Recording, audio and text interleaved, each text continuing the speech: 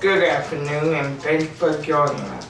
Let's jump right in to your recap of the whole, that's right, I said the whole race weekend recap of the Charlotte Ruffle, starting with Saturday's Xfinity race.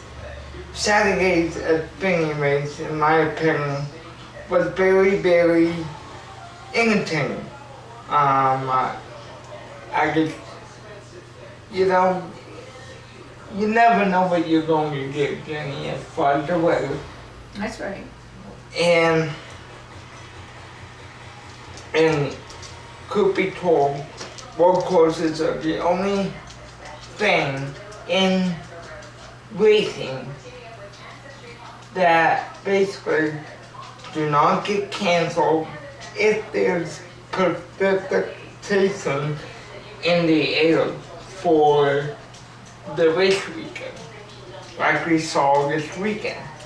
I thought the Xfinity race was very chaotic for that reason. Another Mesa made it very chaotic. The best drivers on Saturday had to deal with hydroplane. We don't talk about hydroplane in racing a lot of times, No, do we? no, hydroplaning's, no, not a big issue. Doesn't happen quite often. But there are situations in road course racing where Goodyear, the tire company, provides all weekend rain and dry tires. So Saturday's race was kind of, say it with me, a monsoon type of race, where it was basically a downpour the whole race. They had to stop the race once because they're not used to having that be an issue on that road course. They make those tires so that road course racing, you can do it in the rain or you can do it in the dry.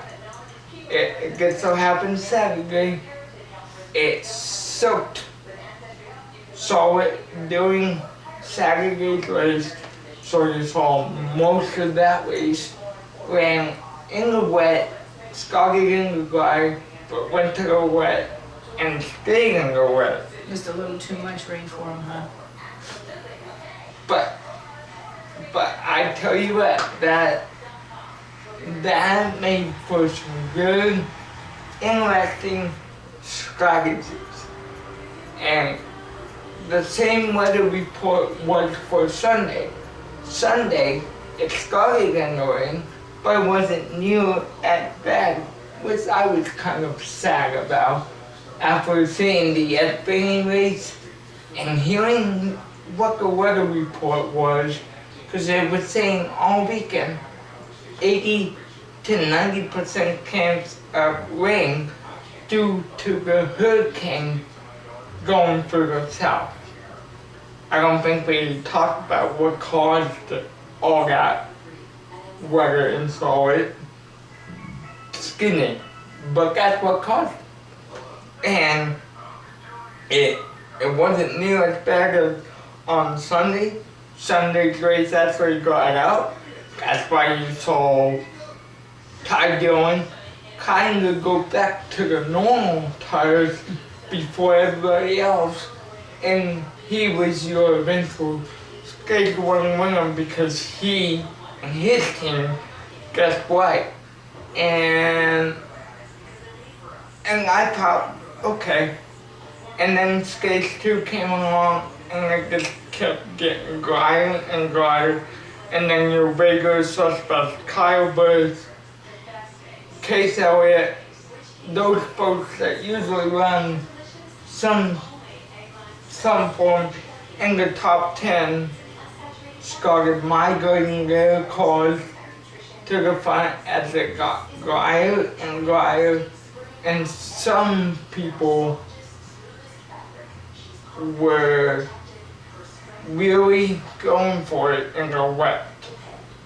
Case Elliott won this race. He overcame all the controversy that was the Charlotte Roll this weekend, and I thought his car looked the best in the line. I thought we would get a first time winner. If it stayed wet, I was hoping for a monsoon type of a race like we got Saturday, but it wasn't meant to be. I mean, it was saying 80-90% race, cancel rain all day long, and I don't think we ever really got it except for at the beginning of the race, and they were looking at the radar thinking more rain was coming back in, thinking that the teams would have to make a decision once again when to go back to the wet, and that would have made for some excellent racing at the end. But it wasn't meant to be. I mean, I feel for drivers like Clint Boyer, Kyle Busch on sort of dragging, like he's out. He's not really my favorite. He's not bad, but he's not, one of my favorites.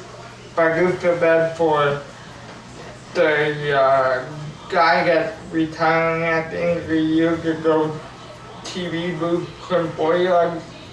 I guess I would have thought maybe he would have had a better run. The Flea I feel bad for, but it's racing, and Kyle Busch is one of the 4 eliminated, and so is the Tinkle. So those guys, while they'll be on the race car next week in Kansas, that's right, I said Kansas Motor Speedway next weekend, they won't have a shot at the championship for the rest of the year because they got eliminated after round 2 of Talladega, Las Vegas, and Charlotte.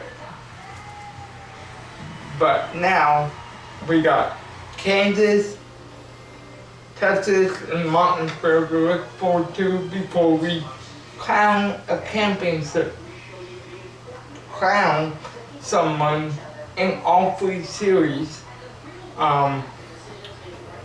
So from here on out, we will be keeping a close eye on everything that goes on, and I can't wait to see who's in our Final Four for the big boys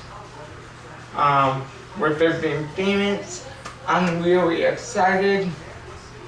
And may I add that with the 9 of Case Elliott winning this weekend, that puts him in a elite, I say elite, company with tied with Jeff Gordon for the most wins on the world course, back to back to back at 4 apiece.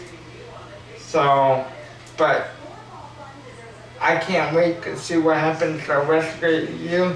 This will conclude your Volvo race recap.